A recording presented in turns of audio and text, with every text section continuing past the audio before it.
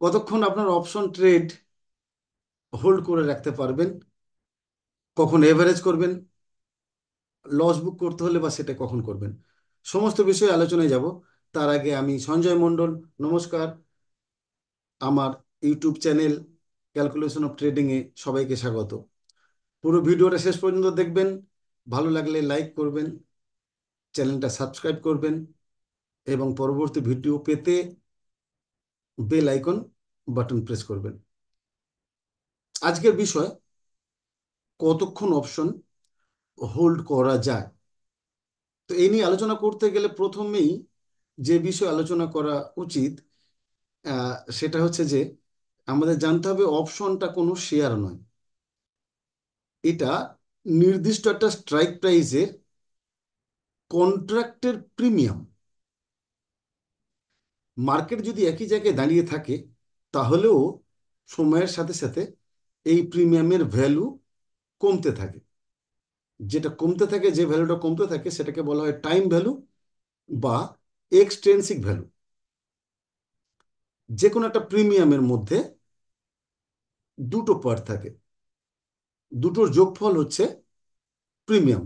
কি না, এক্সট্রেনসিক ভ্যালু আর intrinsic value. এক্সট্রেনসিক ভ্যালুটা কি না, কন্ট্রাক্ট শুরুর দিন থেকে আর শেষ দিন পর্যন্ত এটা কমতে কমতে এক্সপায়ারিতে গিয়ে জিরো হয়ে যাবে।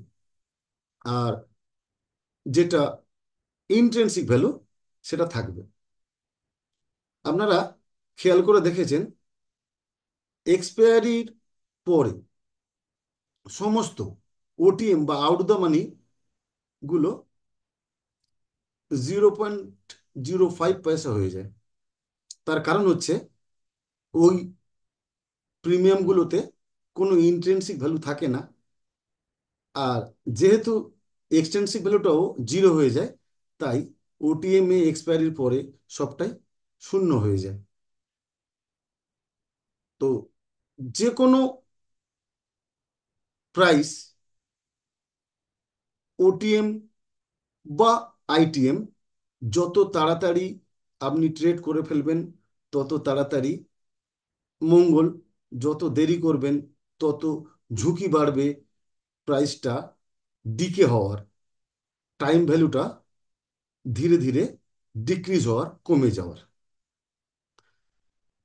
আমরা যখন কোনো ট্রেড নিই, ট্রেড যদি আমাদের বিপরীত অভিমুখে যায়, অর্থাৎ আমি কল নিলে যদি মার্কেট নিচের দিকে যায় বা পুট নিলে যদি মার্কেট উপরের দিকে যায়, মানে আমি লস দেখতে থাকি, তো তখন আমাদের হোল্ড করাটা অপরিহার্য হয়ে যায়।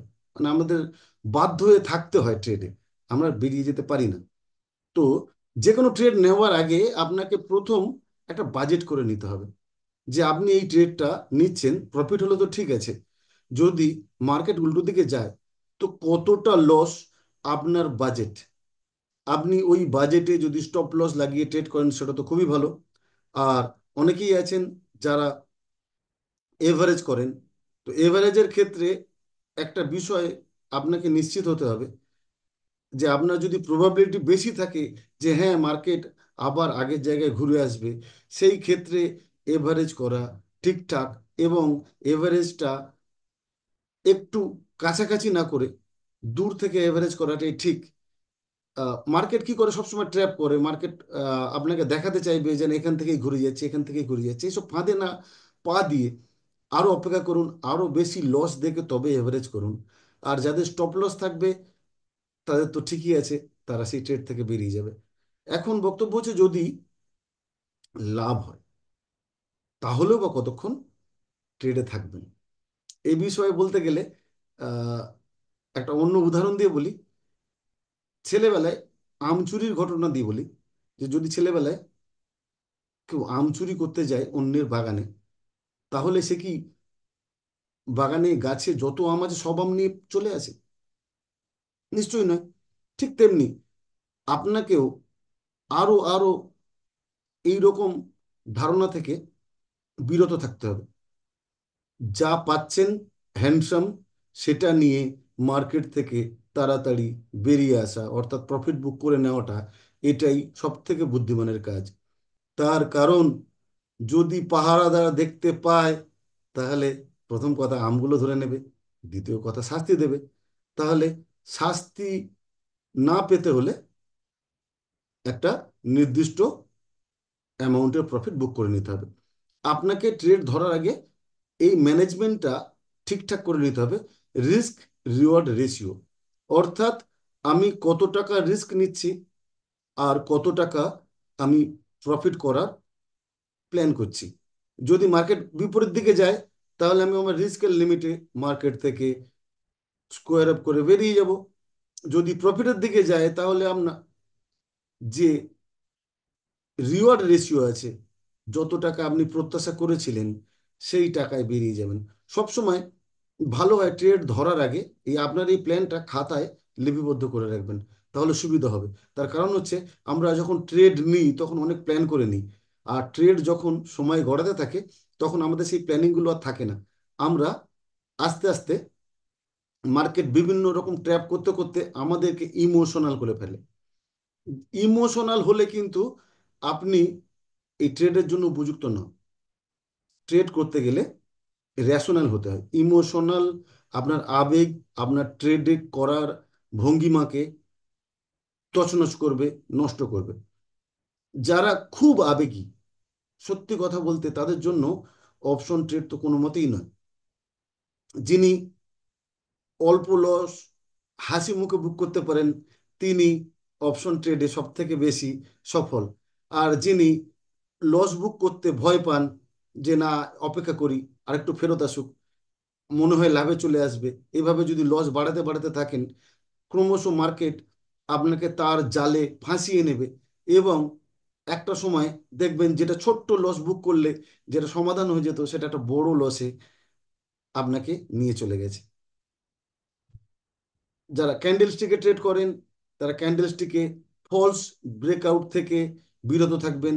যদি দেখেন ফলস ব্রেকআউট বা ব্রেকডাউন হয়েছে আর আপনি সেই ট্রেডটা নিয়ে ফেলেছেন, তাহলে খুব তাড়াতাড়ি আপনাকে লস বুক করে বেরিয়ে যেতে হবে।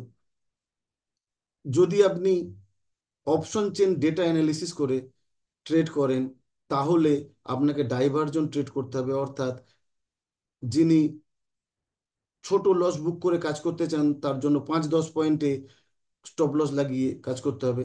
যারা এভারেজ করতে চান, তাদের জন্য এক ডাইভারজন অপেক্ষা করতে হবে, এক ডাইভারজন পরে এভারেজ করতে হবে। তারও বিপরীতে গেলে 5-10 পয়েন্টের মধ্যেই লস বুক করে নিতে হবে।